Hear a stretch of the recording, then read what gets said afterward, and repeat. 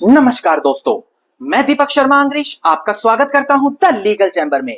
अब दोस्तों, आज हम एक काफी बड़े कानून के ऊपर बात करने वाले हैं।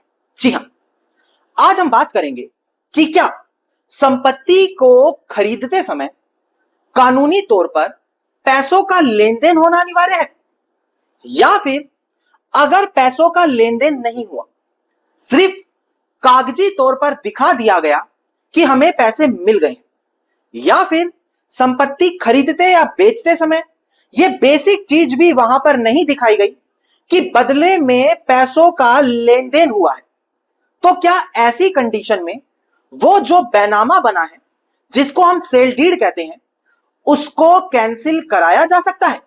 दूसरी बड़ी चीज, अगर कोई बैनामा है, सेल डीड है, प्रॉपर्टी बिक चुकी है, पर वहां पर जितना पैसा लिखा गया था वो सारा का सारा पैसा नहीं मिला, हो सकता है थोड़ा बहुत अभी बचा हो, सारा पैसा ना दिया हो, तो क्या ऐसी स्थिति में भी उस बैनामे को कैंसिल कराया जा सकता है कानूनी तौर पर?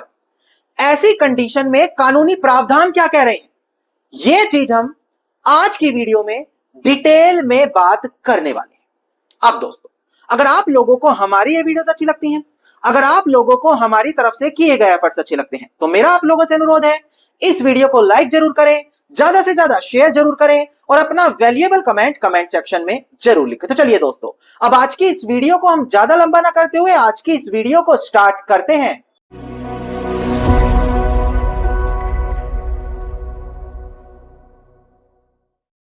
अब दोस्तों, सबसे पहले हम वीडियो की शुरुआत में आप लोगों को क्लियर करें कि ऑनरेबल सुप्रीम कोर्ट संपत्ति को खरीदने और बेचने से जुड़ी काफी बड़ी जजमेंट देता रहा है, जहां पर संपत्ति बेचते या खरीदते समय क्या क्या चीजें होनी अनिवार्य है, किस कानूनी प्रावधान में और किस किस सिचुएशंस में क्या क्या चीजें देखनी पड़ती है, हर एक चीज कानून में या ऑनरेबल सुप्रीम कोर्ट की जजमेंट में साफ बताई जाती है।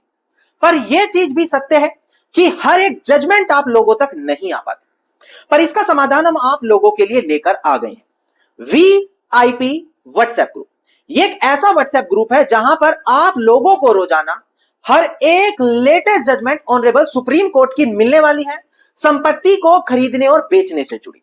सबसे बड़ी चीज, यहां पर हर एक जजमेंट को बड़ी सिंपल लैंग्वेज में एक्सप्लेन किया जाता है। इसके बाद हर एक जजमेंट की कॉपी आपको दी जाती है, चाहे आप कोई एडवोकेट हैं या आप एक कॉमन इंसान हैं। आप लोग जानते हैं कि अगर लेटेस्ट जजमेंट आपके पास आ गई तो कोर्ट केस जीतने से कोई आपको नहीं रोक पाएगा।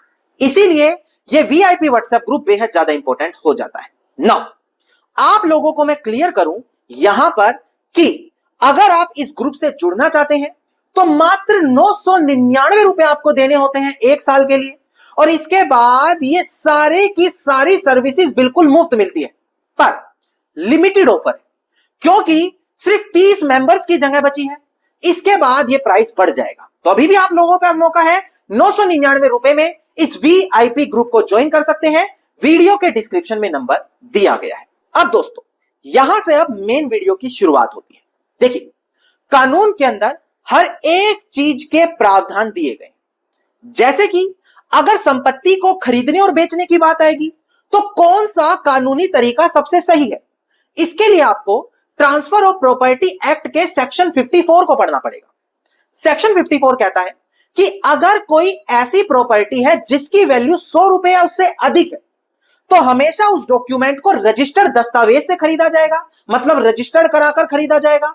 डीड ऑफ कन्वेंस होनी जरूरी है, सेल डीड, जिसे डीड ऑफ कन्वेंस या ट्रांसफर डीड। और सबसे बड़ी चीज, कंसीडरेशन का मौजूद होना अनिवार्य है।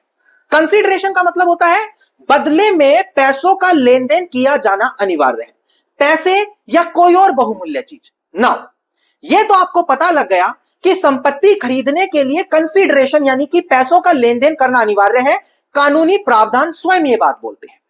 अब क्वेश्चन ये आता है कि अगर पैसा दिया ना गया हो तो क्या होगा, केवल कागजों में दिखा दिया गया, पैसा दिया नहीं तो क्या होगा, या फिर जितना पैसा लिखा था सारा पैसा नहीं दिया, थोड़ा बहुत बचा है तो क्या होगा। ये सारी चीज हम रेलिवेंट जजमेंट के साथ अब आपको बताने वाले हैं। एक बार डिस्प्ले पर देखकर ध्यान दीजिएगा, केस टाइटल में क्लियर करूं। देखिएगा दोस्तों, डिस्प्ले पर केस टाइटल है केवल कृष्ण जो यहां पर अपीलियंट है versus Rajesh Kumar and others जो यहां पर रिस्पोंडेंट है। सिविल अपील नंबर है 69896992 ऑफ 2021 और 22 नवंबर 2021 की बड़ी जजमेंट है।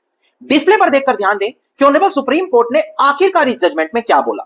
देखिएगा दोस्तों डिस्प्ले पर, यहां पर ऑनरेबल सुप्रीम कोर्ट ने यही बोला कि अगर यहां पर प्रॉपर्टी को बेचने की बात आएगी तो पेमेंट ऑफ प्राइस उसका एसेंशियल पार्ट माना जाता है, और अगर किसी भी इमूवेबल प्रॉपर्टी को सेल डीड के दौरान पेमेंट ऑफ प्राइस नहीं किया गया तो ऐसे केस में उसको वैलिड माना ही नहीं जाएगा आइज ऑफ लॉ के अंदर। मतलब कि अगर उसमें आपने पैसों का लेन देन नहीं किया या फ्यूचर की डेट लिखकर वहां भी पैसे नहीं दिए तो कानूनी तौर पर उसको पूरी तरीके से अवैध मान लिया जाएगा और जो सेल डीड बनी है उसको वॉइड ठहरा दिया जाएगा और जो पुराना मालिक है उसी के पास वो प्रॉपर्टी वापस चली जाएगी।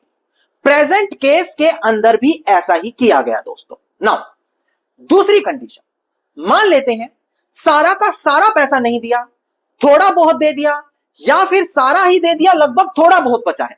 मतलब सीधी सीधी बात यह है कि सारा पैसा नहीं दिया और सेल डीड करवा ली। क्या ऐसी कंडीशन में भी सेल डीड अमान्य हो जाएगी? इसके लिए भी एक रेलिवेंट जजमेंट है, डिस्प्ले पर देखकर ध्यान दें। देखिएगा दोस्तों डिस्प्ले पर, देखिए केस टाइटल है दही बहन जो यहां पर अपीलियंट है versus Arvind Bhai Kalyan ji Bhanushali through legal representative and others जो यहां पर रिस्पोंडेंट है। सिविल अपील नंबर है 9519 ऑफ 2019 और 9 जुलाई 2020 की ये बड़ी जजमेंट है। अब एक बार डिस्प्ले पर देखकर ध्यान दें कि आखिरकार ऑनरेबल सुप्रीम कोर्ट ने इस जजमेंट में क्या कहा।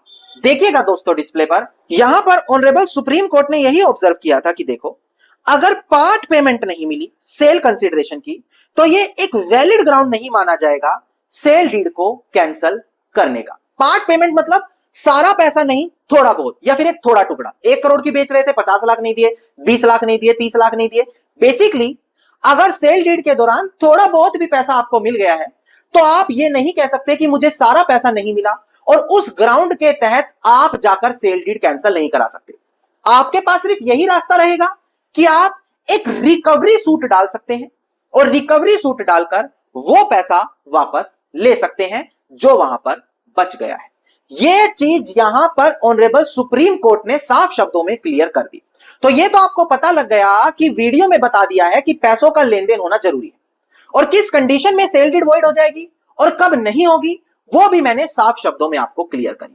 नाउ वीडियो में जो जजमेंट बताई गई है अगर आप उनकी कॉपी पाना चाहते हैं तो डिस्क्रिप्शन में नंबर है, वहां पर कनेक्ट करके जजमेंट की कॉपी ले सकते हैं, या फिर सेल परचेज से जुड़ी हर एक latest judgement honourable Supreme Court की पाना चाहते हैं तो वीआईपी ग्रुप का भी नंबर वीडियो के डिस्क्रिप्शन में दिया है, वहां पर कनेक्ट करके वीआईपी ग्रुप जरूर ज्वाइन करें। धन्यवाद। अगर आपको हमारी आज की वीडियो अच्छी लगी तो वीडियो को तुरंत लाइक करें और देश और दुनिया के किस कोने से आप हमारी वीडियोस देखते हैं कमेंट सेक्शन में जरूर लिखें।